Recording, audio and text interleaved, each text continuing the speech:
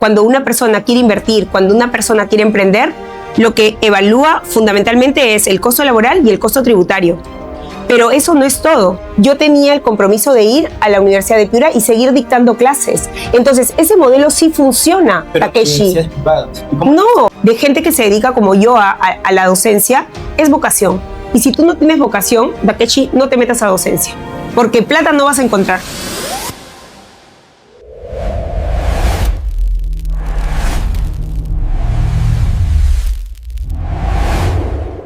Muy bien, el día de hoy nos encontramos en Jóvenes en Política con Carla Mares, la candidata para el Senado. Estimada Carla, darnos un pequeño CV tuyo. Preséntate, por favor. Bueno, lo primero es saludarte, Takeshi, saludar a tu audiencia y decirte que estoy muy contenta de estar aquí. Es la primera vez que me entrevista un joven y bueno, tampoco es que yo sea una famosa y que me hayan entrevistado tantas personas, pero la verdad es que me alegra mucho y me anima que gente joven como tú esté haciendo esta labor tan importante que es la de comunicar. Con respecto a lo que me preguntabas de mi CV, bueno, yo en realidad soy chiclayana. Nací en Lima, pero toda mi vida la he pasado en Chiclayo, la primaria y la secundaria. Mi papá es de Arequipa, mi mamá es de Chiclayo. Luego me fui a estudiar en la Universidad de Piura Derecho, soy abogada. Y bueno, después que acabé la carrera he podido estar en distintas entidades públicas y privadas trabajando en la especialidad del derecho tributario. Pude estar fuera por una beca y bueno, pude hacer estudios en la Universidad de Navarra, en la Universidad de Bolonia, donde tengo un doctorado en derecho financiero, y ya luego regresé y mi vida también ha estado siempre vinculada a las universidades. Me encanta la docencia, soy docente universitario e investigadora también. ¿De qué universidad es? Bueno, actualmente yo trabajo en la Universidad del Pacífico. Perfecto. ¿Anteriormente ha trabajado en otra universidad como...? Sí. ¿Cuál es? He estado en la Universidad de Piura, en la Universidad del Pacífico, en el posgrado de la San Martín, en el posgrado de la de Lima, en la UPC, en la USIL. Ah, perfecto. Me falta poco para, creo que, abarcar varias universidades. Conozco muy bien ¿Ha estudiado ese mundo. En la UDEP, en la sede de Piura o en la sede de Lima? En la sede de Piura. ¿Y ha enseñado también en la...? Sí, en la sede de Piura y en la sede de Lima. Ah, perfecto. Bueno, la UDEP, bastante conocida por este movimiento del tema del Opus Dei.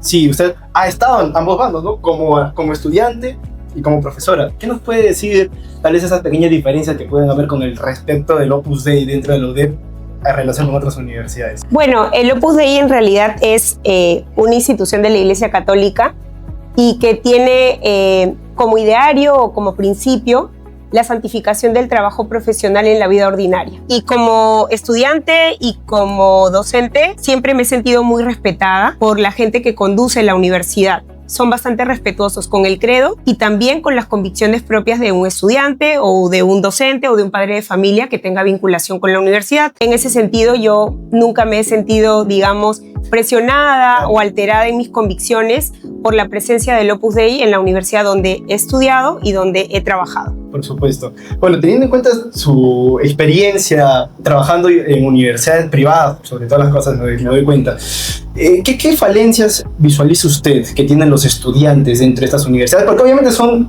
completamente diferentes a los que tendría, por ejemplo, un estudiante de una universidad pública o un estudiante de instituto. Pero, ¿qué problemas ha encontrado usted dentro de ese nicho?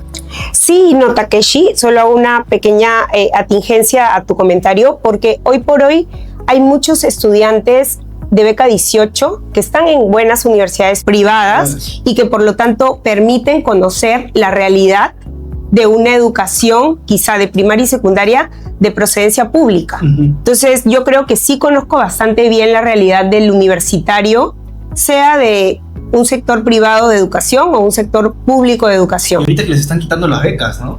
Bueno, ha habido un problema, me parece más bien de presupuesto y un tema de formalizaciones o de formalidades, mejor dicho. Y bueno, eso también se debe a los cambios de gobierno, a los cambios de ministro, a los cambios de presidente. O sea, realmente eso también diría yo que ha sido uno de los motivos por los que ha habido este desfase en el presupuesto público del 2026, ¿no? Que afecta justamente al tema de beca 18. Por supuesto. Ahora, el tema de las becas y el tema de las universidades es bastante complejo, por lo menos ahora, ¿no? Que vemos bastante político que tiene lazos estrechos con universidades, ¿no? No vamos a mencionar nombres, pero hay políticos que incluso son dueños, o claro.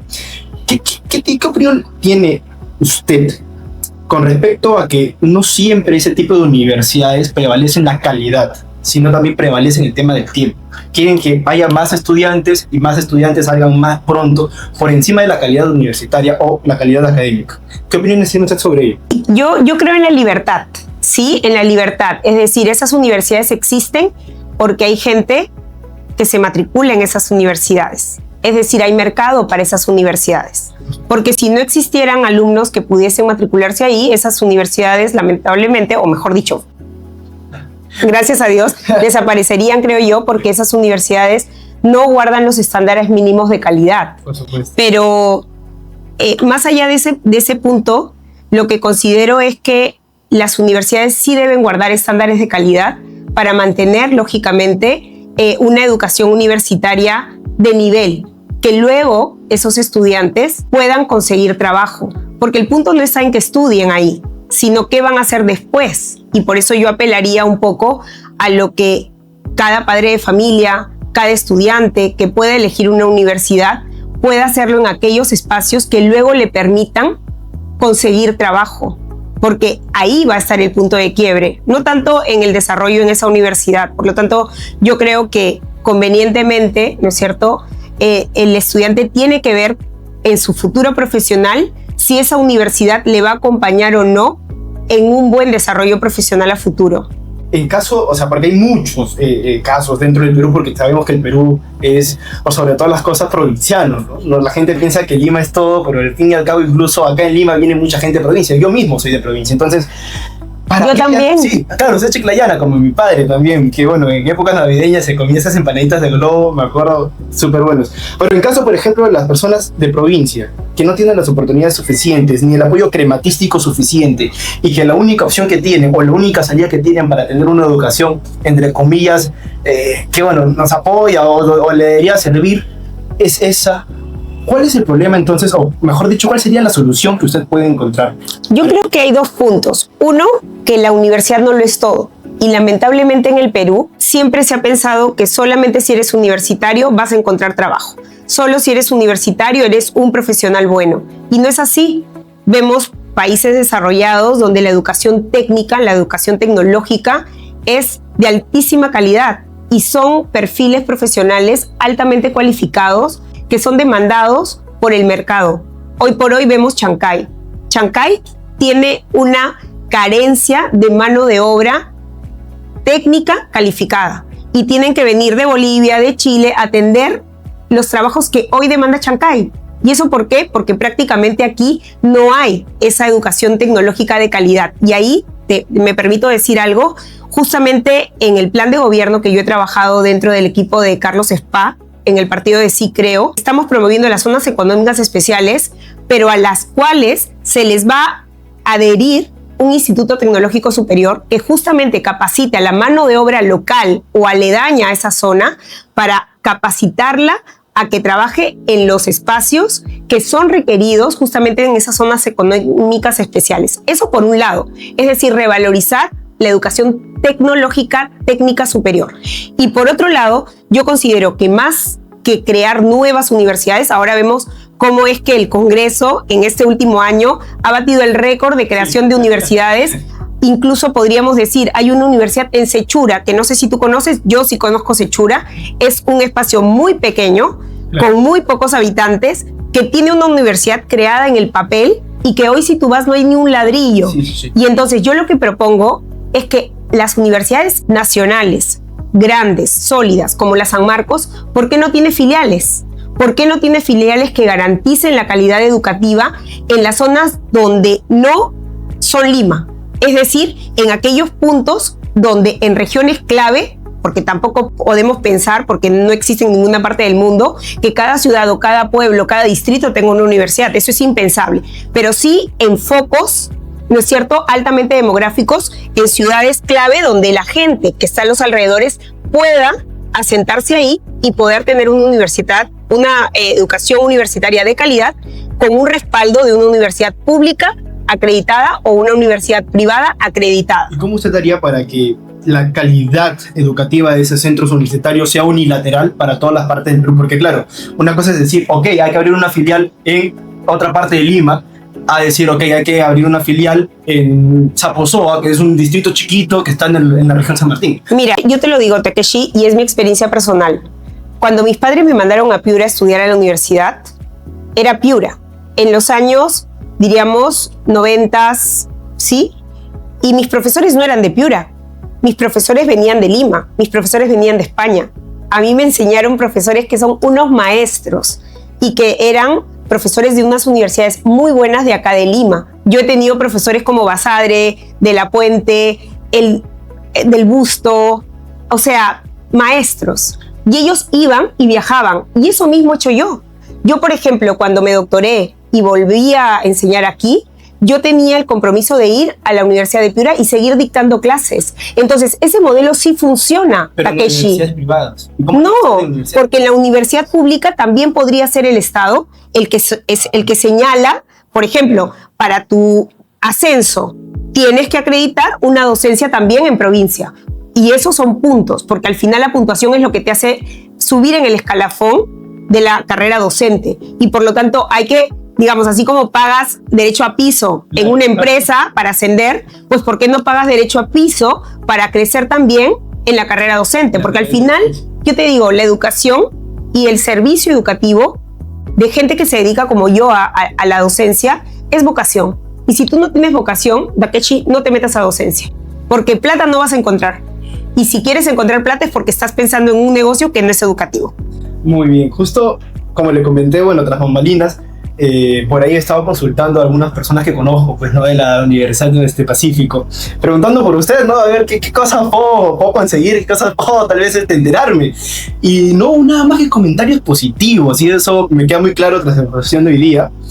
La gente habla muy bien de usted, la gente habla muy bien de su gestión, habla muy bien de la persona que usted ha recomendado y que también ha dado el visto bueno para que sea el próximo decano, bueno, que es el próximo decano de la Pacífico. Y me gustaría preguntarle cómo usted categoriza su época dentro del decanato de la Pacífico. Bueno, fue una época de cambios, fue una época donde quise abrir las puertas a nuevos docentes, quise abrir las puertas a estudiantes con iniciativas y propuestas nuevas. Yo creo que si algo puedo decir positivo de la gestión es que buscó escuchar a todos, egresados, docentes, alumnos, personal administrativo, profesores. Y ¿Se avanzó en la creación de algún gremio estudiantil? Bueno, nosotros lo que sí impulsamos fue el crecimiento de organizaciones estudiantiles y de círculos de estudio. Pero un gremio no. No, porque los gremios son de nivel universidad. Claro. Por ejemplo, está el CEU y está la REU, la representación estudiantil, que es, digamos, por ley universitaria existe en todas las universidades, y el CEU, que es un centro de estudios de universitarios más para otro tipo de actividades lúdicas, deportivas, festivas, etcétera.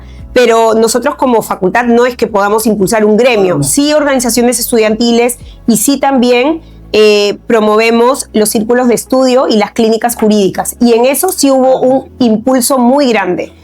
Las clínicas jurídicas, ¿usted ya más o menos empezó a trabajar en base a algo que ya existía? Sí, había una clínica penal que nosotros le añadimos penal económico porque queríamos potenciar esa rama del derecho que hoy en el Perú es tan demandada y requerida por los tipos de delito de cuello blanco que sabemos que hoy se dan bastante notoria. Y luego también la clínica de gestión ambiental, que ya existía y la reactivamos. Y luego también la clínica, más que una clínica, es lo que se llama el Laboratorio de Innovación Legal, que funciona como una clínica porque tiene ese rango, digamos, pero tiene que ver con todo lo que es tecnología y derecho. Muy bien. Bueno, vayamos ya a su campo, lo que es tributario, me había mencionado, porque yo sé que usted tal vez tiene muchísimas propuestas teniendo en cuenta su campo, pues, ¿no? Y una de las primeras preguntas, y yo creo que es lo que atormenta a muchísimas personas, es el tema de los impuestos, el tema de las formalidades, el tema de las formalizaciones de las empresas, etc, etc.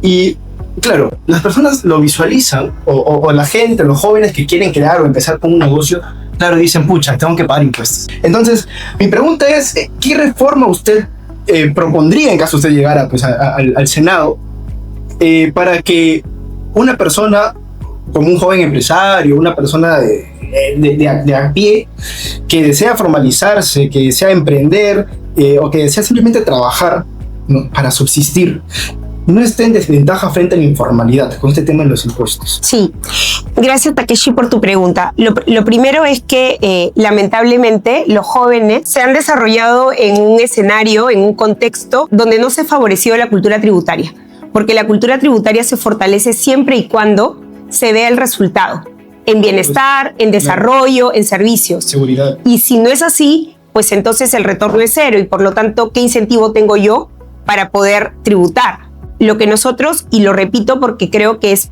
un sello del ideario, secar el pozo de la corrupción es el primer paso, Takeshi, porque de lo contrario, no solamente veo que mis impuestos no vuelven a mí con servicios públicos de calidad o infraestructura de calidad, sino que además ese dinero se lo roban los gobernantes de turno.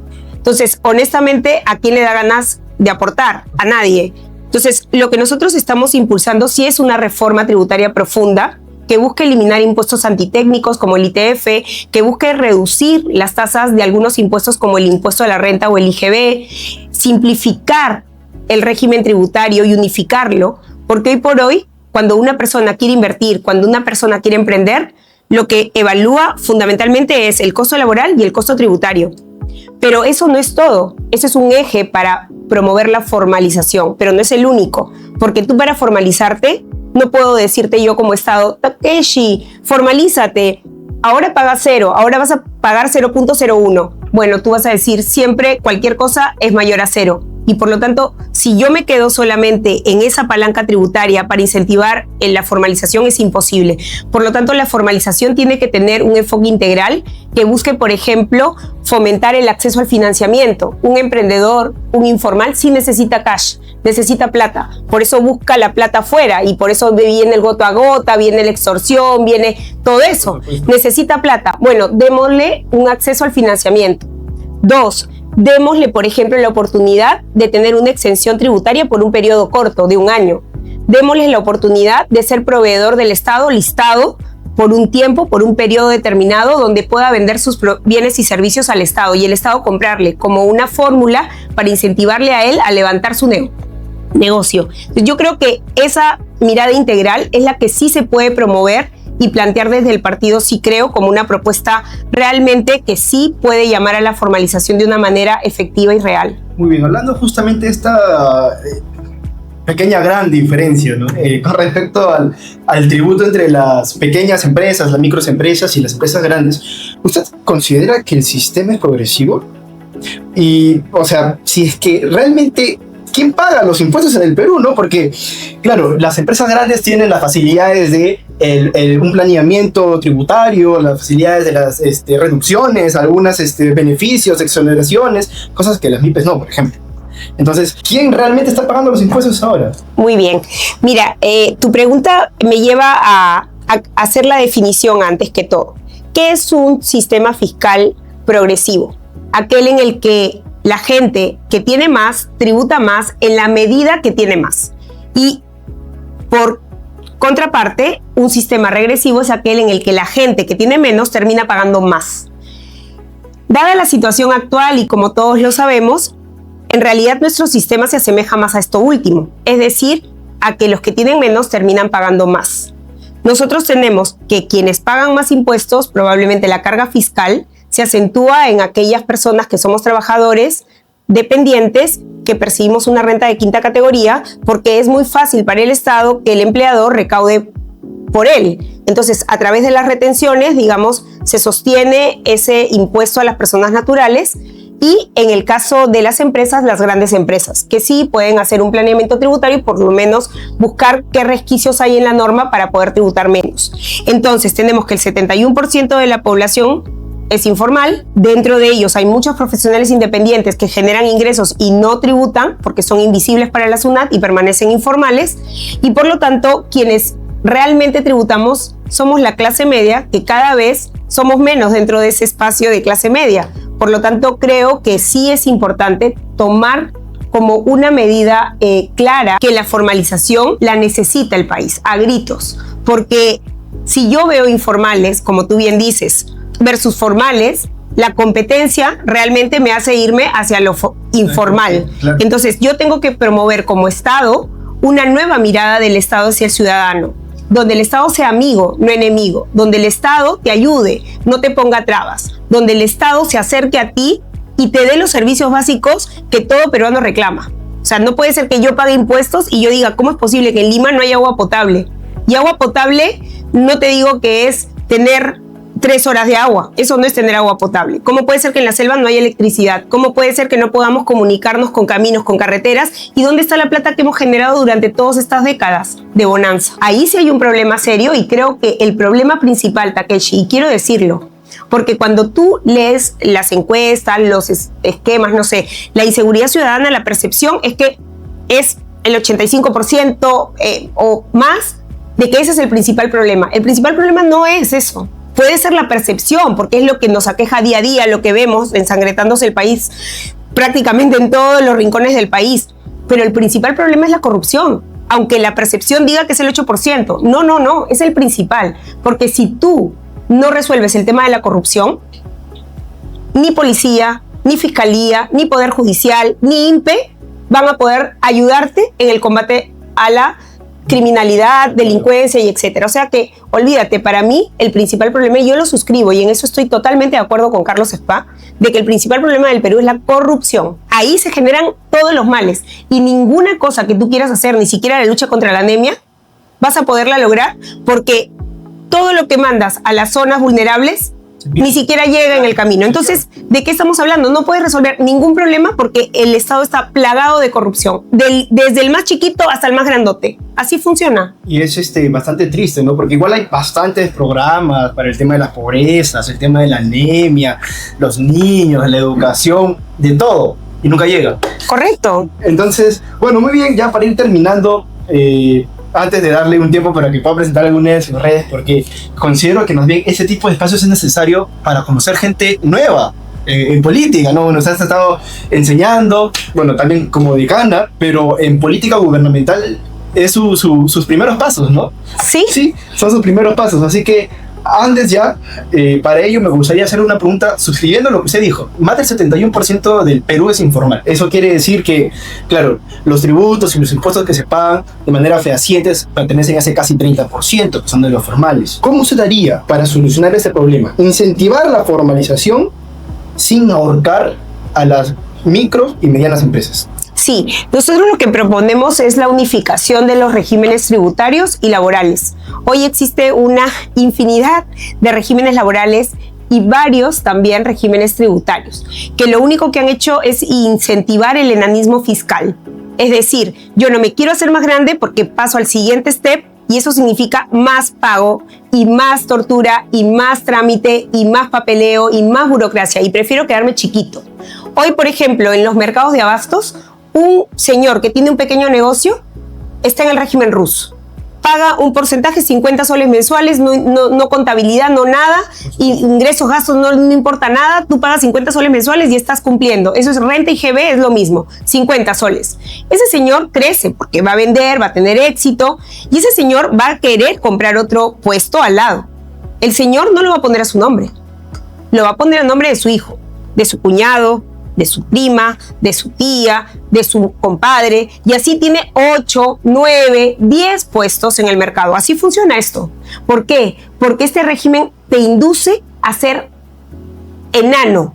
No crezcas, te condena a ser chiquito. Y peligroso eso para con los derechos laborales, ¿no? Por Porque supuesto. Hace un par de semanas, si que no me equivoco, ya se cumplió el aniversario de los chicos que murieron incinerados, encerrados en un almacén. Nicolás. Claro, ajá. Y claro, fue informal. Por supuesto. Informal, todo fue informal porque no hay un control allí, no hay una especie de fiscalización sobre ello. Entonces, por último, ya una de las últimas preguntas, bueno, la última pregunta ya. ¿Cuáles serían las propuestas que usted de manera fehaciente insistiría que se aprueben, ¿no?, dentro de las dos cámaras y que se apruebe para también el presidente, que sean de su autoría, ¿no? ¿Qué usted está proponiendo? El tema de la reforma tributaria es uno, pero yo considero que hay dos puntos muy, muy importantes que sin ello no se puede avanzar. Uno es la reforma política, es decir, tiene que haber una revisión de cuáles son los candados y la ley de partidos políticos, porque tal como hoy es y funciona, es un mercado persa. Los partidos políticos es un mercado persa. Si quieres el mayor número, pagas más. Hay tarifas, hay tarifario para incluirte en una lista, por ejemplo, del Congreso. Y el número 1 debe ser costoso. Imagínate, bueno, a mí soy la 2 y no me han cobrado ni un sol. O sea, yo doy fe de que lo que dice Carlos Spa es real y a ningún candidato.